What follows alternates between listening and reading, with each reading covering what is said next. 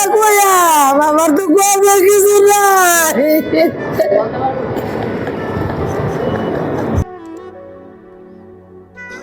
মধ্যবয়সী তাসলিমা বেগম এভাবেই অষ্টম শ্রেণী পড়ুয়া ছেলেকে হারিয়ে হাসপাতালে আর্তনাদ করছিলেন। দুর্ঘটনার ভয়ে বাসে উঠতেন না। ঈদের ছুটি কাটিয়ে অন্য কয়েকজনের সঙ্গে একটি সিএনজি ভাড়া করে কিশোরগঞ্জ থেকে যাচ্ছিলেন সাভারের উদ্দেশ্যে। তাসলিমা বেগমের ভয়ই সত্য হলো ঢাকা কিশোরগঞ্জ সড়কে।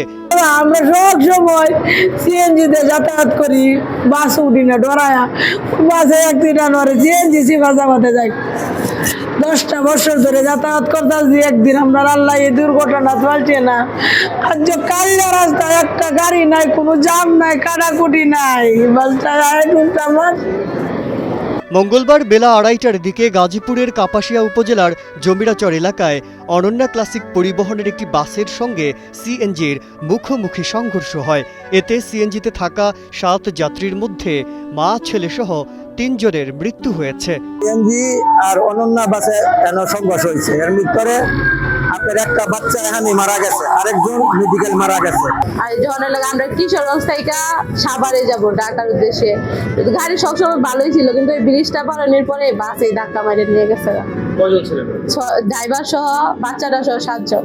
নিহতরা হলেন কিশোরগঞ্জের তাড়াইল থানার আনোয়ারপুর কাজলা এলাকার তানভীরের স্ত্রী রত্না আক্তার ও তার 4 বছর বয়সী ছেলে সায়ান এবং ইটরা থানার কৃষ্টপুর এলাকার আবুল কালামের ছেলে তৌফিদুল ইসলাম।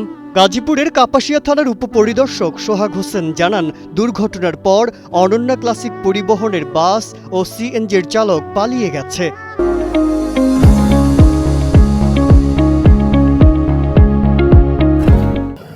মোবাইল ফোন ডিউটি করাকালীন ডিউটি অফিসার মোবাইল ফোনের মাধ্যমে জানায় জামিয়ার চরে দুর্ঘটনা ঘটছে। পরবর্তীতে আমি সঙ্গীয় ফোর্স সহ ঘটনাস্থলে পৌঁছাই। ঘটনাস্থলে পৌঁছাইলে স্থানীয় যারা প্রত্যক্ষদর্শী তাদের মাধ্যমে জানতে পারি জামিয়ার চর পল্লী বিদ্যুতের সামনে একটা সিএনজি এবং অনন্যা ক্লাসিকের একটা পরিবহন মুখোমুখি সংঘর্ষ হয়। মুখোমুখি সংঘর্ষ হইলে ঘটনাস্থলে 2 জন মারা যায়।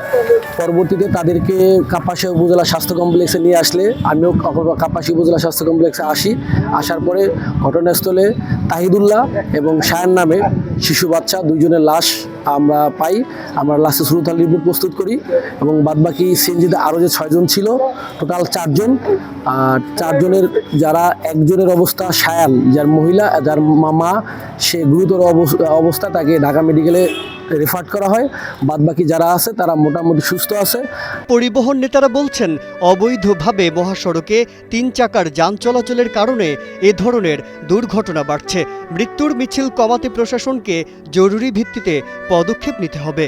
আমি বারবারই তাদের সাথে বৈঠক করেছি, এসপি মহোদয়ের সাথে বৈঠক করেছি এবং highway police, highway SP, highway additional SP ও ওসির সাথে সালনাতে আমি বিগত কিছুদিন আগে একটা বৈঠক করেছি।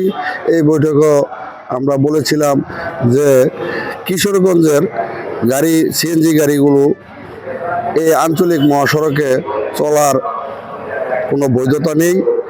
তারা এই অবৈধ সিএনজি আঞ্চলিক মহাসড়কে চলাচল না করতে পারে, এইভাবে তারা ব্যবস্থা নেয়, তাহলে হয়তোবা এই মৃত্যুর মিছিল কিছু না কিছু কমতে পারে। প্রতিনিয়ত সড়কে বাড়ছে মৃত্যুর মিছিল। ঈদ যাত্রায় এই সংখ্যা সবচেয়ে বেশি। তাই সড়কে যেন আর কোনো তাজা প্রাণ না ঝরে, সেজন্য কর্তৃপক্ষের নজরদারি বাড়ানোর দাবি সচেতন মহলের। গাজীপুর থেকে মাহমুদুল হাসানের পাঠানো তথ্যচিত্রে ডেস্ক রিপোর্ট, কালের কণ্ঠ।